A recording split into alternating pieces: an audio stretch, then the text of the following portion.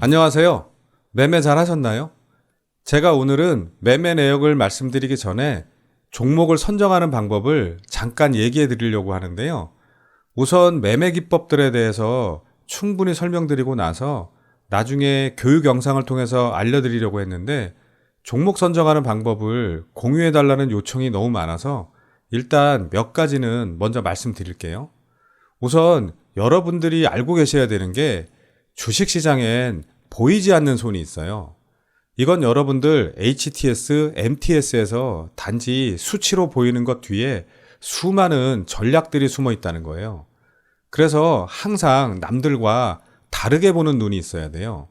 저도 이걸 알아내고 깨닫는 데까지 정말 많은 시간과 엄청난 수업료를 냈는데요. 이걸 좀 정리해서 말씀드리면 보이지 않는 손, 다르게 보는 눈이에요. 제가 만든 말이니까 잘 보이는 곳에 적어 놓으시길 바라고요. 그리고 가급적이면 밑에 이것도 같이 적어 놓으세요. Made by Superwood. 제가 꼭 저작권을 주장하지는 않겠지만 일종의 에티켓이죠. 자, 메모하셨나요? 구독, 좋아요, 알림 설정을 잘 해놓으시면 마법 같은 행운이 찾아올 수도 있습니다. 어제 제 친구가 상한가를 갔었던 유일 로보틱스를 제가 전량 매도하니까 내일 아침에 갭이 뜰 수도 있는데 왜 다 팔아? 그러더라고요. 그래서 제가 좀 가벼운 종목들은 2연상, 3연상 보낼 수 있지만 하루에 거래 대금이 3천억 넘게 터지면 다음날 바로 못 올려. 수많은 사람들이 지켜볼 테고 그럼 엄청나게 더 많은 돈이 필요할 텐데 네가 세력이라면 그렇게 하겠어? 그랬더니 하더라고요. 그리고 제가 아침서부터 포스코 엠텍을 매매할 거라고 했더니 이건 어제 장대 음봉이 남았는데 이걸 산다고? 그러더라고요. 그래서 제가 어제 16% 갭을 띄우고 밑으로 내려왔지만 상승 마감이었잖아. 그러니까 실제로는 양봉이지.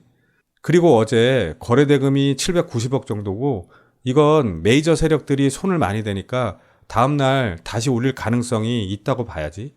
단 무조건 어제 종가를 지켜주는지 확인을 하고 사야 되고 3% 이상 빠지면 바로 손절을 하면 되지. 그랬더니 다시 하더라고요. 지금 제가 말한 게 종목을 선정하는 방법 중 하나예요. 음봉이지만 상승 마감한 종목.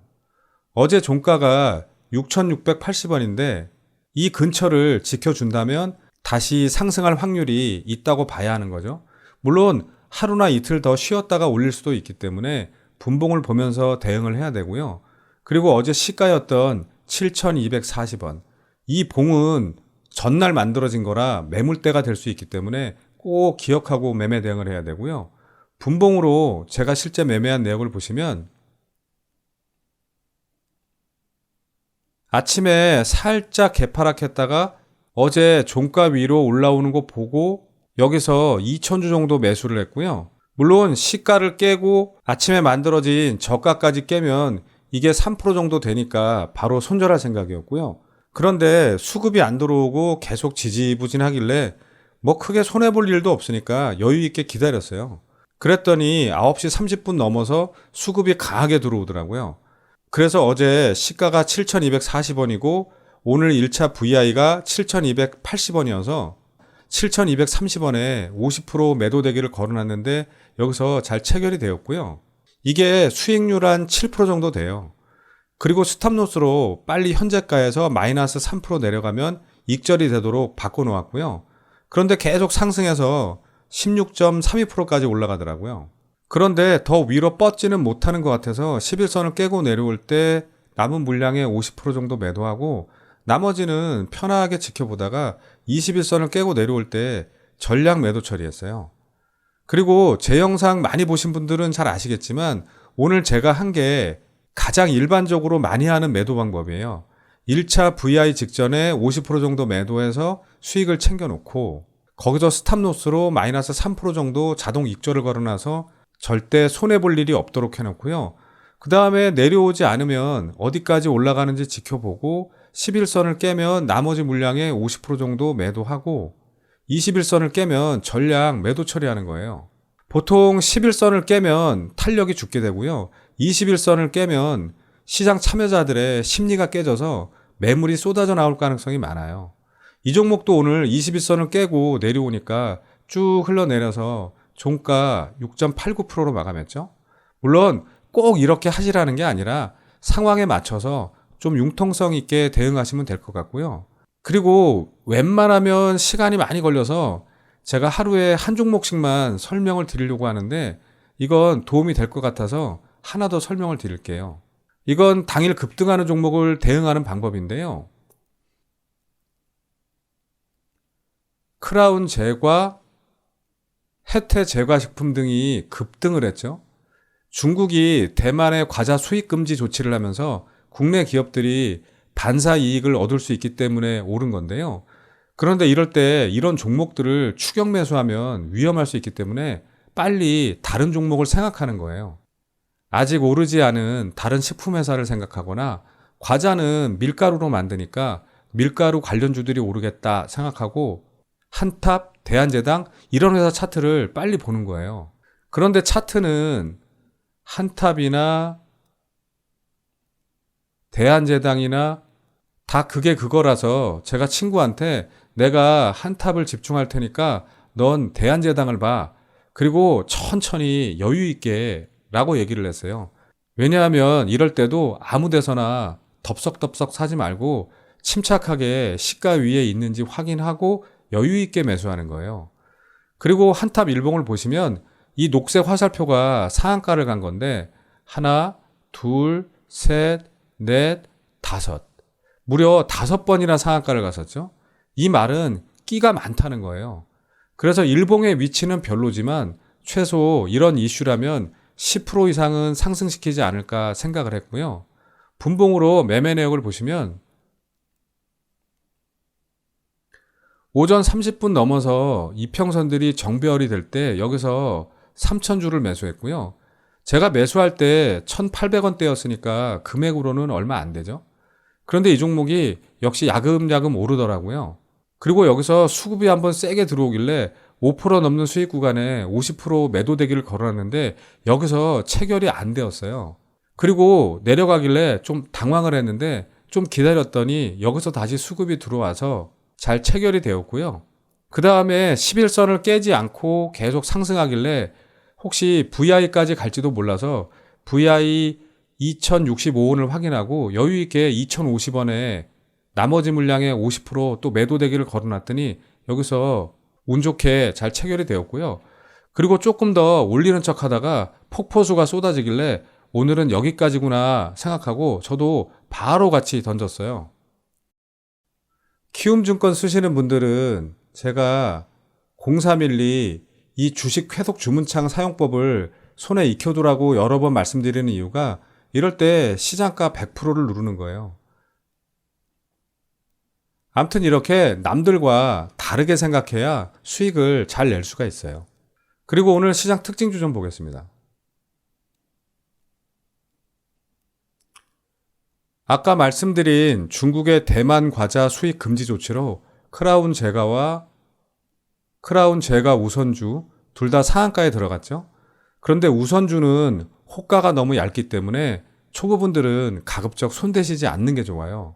우선주 자꾸 손대면 우선 계좌가 먼저 박살나는 경우들이 많아요. 크라운 제과를 다시 보시면 올 4월에 원자재 가격이 폭등하면서 과자, 빙과류 가격들도 상승할 거라는 전망에 상한가에 갔었는데요. 이후에는 쭉 흘러내리다가 오늘 좋은 뉴스로 돌려 세웠죠. 하지만 거래대금은 210억 정도로 좀 약했고요. 분봉을 보시면 장 시작하자마자 급등을 시켜서 10시도 되기 전에 상한가에 보냈죠. 다시 일봉을 보시면 앞에 이런 그림이 다시 나올 수도 있다는 점을 생각하면서 지켜보시길 바라고요. 그 다음 KPF 좀 보겠습니다. GS 글로벌과 함께 대표적인 석탄 관련주죠. 유럽이 러시아 우크라이나 전쟁 때문에 화석 연료에 대한 의존도를 높인다는 얘기도 있고 올 하반기부터 로봇 사업을 시작한다는 이슈까지 더해지면서 상한가에 갔는데요. 오늘 앞에 만들어진 이런 박스권을 돌파하면서 52주 신고가 영역으로 들어갔죠. 오늘 거래대금은 1750억 넘게 터뜨렸고, 분봉을 보시면 아침에 6.75% 갭을 띄우고 어제 종가까지 쭉 밀었다가 25% 이상 급등시켰다가 계속 횡보하다가 점심시간에 상한가에 말아 올렸죠. 오늘 아주 세력 형님들이 작정을 한 것 같네요. 앞으로 어떤 연료를 써서 운전하는지 잘 지켜보시길 바라고요. 그 다음 ST큐브 좀 보겠습니다. 항암 면역 치료제를 하는 바이오 사업과 산업용 렌즈, 소형 LCD 모니터 및 프린터 등의 수입과 유통도 하는 회사죠. 바이오 쪽은 이 회사가 주로 하는 일이 면역 관문 억제제라는 건데요. 이건 인체가 가진 면역 세포의 기능을 활성화시켜서 암세포와 싸우게 하는 치료법이에요. 즉, 환자의 몸속 면역 체계를 최대한 활성화시켜서 방어 기능을 최고로 작동하게 하는 거죠.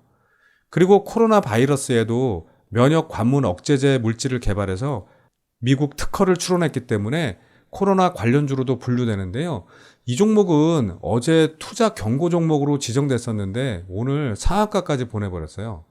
세력 형님들이 마음을 단단히 먹은 것 같죠? 다만 이러면 투자 위험 종목으로 바뀌고 거래 정지까지 먹을 수 있기 때문에 면역 세포가 조금이라도 손상을 입지 않게 각별히 조심하면서 지켜보시길 바라고요. 그 다음 우리 시장 좀 잠깐 보겠습니다. 대만 문제를 둘러싼 미중 간 무력 충돌 가능성이 완화되면서 외국인들의 순매수세가 있었죠. 코스피는 귀여운 양봉을 뽑아주며 2461포인트로 마감했고, 코스닥도 형님에게 뒤질세라 예쁜 양봉을 뽑으면서 815포인트로 마감했죠. 여러분들, 제 지인 중에 꼭 청개구리처럼 반대로 하는 친구가 있어요. 주식 투자 경험이 어느 정도 있기는 한데 자기 고집이 있어서 제가 위험하다고 얘기한 종목은 꼭 매수를 해서 손실을 보고, 제가 괜찮다고 얘기한 종목은 매번 놓쳤다고 아쉬워해요. 제가 일반 투자자들과 반대로 생각해서 얘기해 준 건데 본인이 다시 반대로 하니까 일반인들과 똑같이 손실을 보는 거죠. 그래서 제가 오늘 그 친구한테 이렇게 얘기했어요. 넌 주식 투자 잘하니까 종목이나 차트 같은 건 절대 공부하지 마. 넌 촉이 좋잖아. 라고 했어요. 제발 이번에도 반대로 하길 바라면서. 자, 그럼 오늘은 여기까지 하고 제 얘기에 찬성하시는 분들만 다음 영상에서 뵙겠습니다. 감사합니다.